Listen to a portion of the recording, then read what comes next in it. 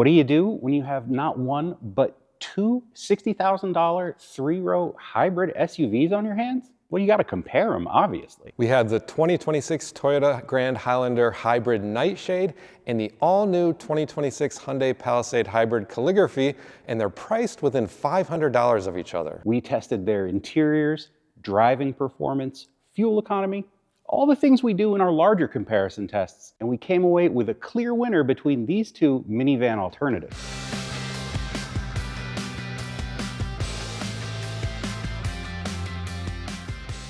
Starting with the interior, the Palisade won 3 of our 7 subjective categories focused on the cabin, but it had more points overall and a perfect score when it came to interior quality. The Palisade had the highest scores for first and second row comfort, and it really is a first-class experience in here with upscale features like massaging front seats.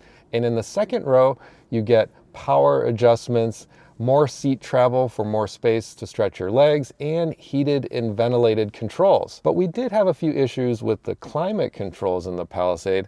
Some of them in the front are in a touch panel, which might be harder to use for some people. And the second row climate controls are located in the ceiling, which might be more difficult for smaller passengers to reach. The Grand Highlander doesn't have those issues. Its climate controls are entirely physical and located higher up, making them easier to use from the driver's seat.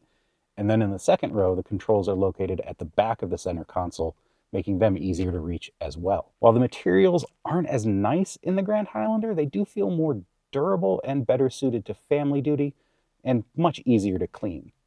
We do have some issues with the interior, however, starting in the cockpit with the very wide center console, which, while it gives you some nice storage and a good layout, really cuts into driver legroom and is not very comfortable.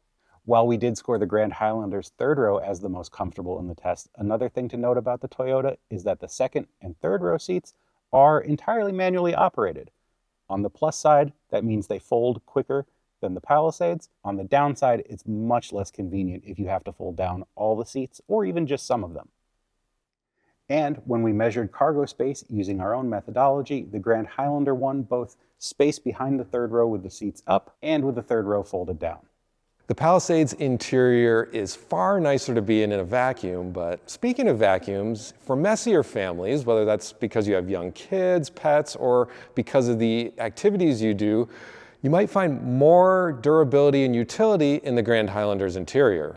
When it comes to how these vehicles drive, the Palisade Hybrid beat the gold standard Toyota in every one of our subjective categories. It starts with more power because the Palisade Hybrid has considerably more than the Grand Highlander Hybrid, and it's power you can feel whether you're driving in the city or on the highway, where that extra reserve power makes it great for passing.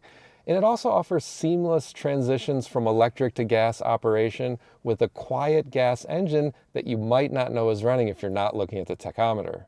And when it comes to ride quality, the Palisade Hybrid is a bit firmer, but it has better ride composure overall, and it has better brake pedal feel. The Toyota, meanwhile, is just much less pleasant to drive. While the physical transition between electric and gas power is still seamless, the audible transition is not. The 4-cylinder gas engine is noisy no matter the type of operation, around town, on the highway, wherever. There's also less power in the Grand Highlander, which is noticeable compared to the Palisade, but the variable transmission does give you a little bit more responsiveness than the Hyundai. In terms of ride, the Grand Highlander is slightly more comfortable than the Palisade, but it's also a lot busier, particularly on the highway where you're constantly correcting to keep things between the lines. As part of our evaluation, we also took these two SUVs on a 200-mile fuel economy test that combines city, suburban, and highway driving to simulate real-world conditions. At the end, the Toyota came out on top at 33.2 miles per gallon to the Hyundai's 30.3 miles per gallon average. The Palisade is the better driving vehicle by far, but if you're looking to maximize efficiency, go for the Grand Highlander Hybrid.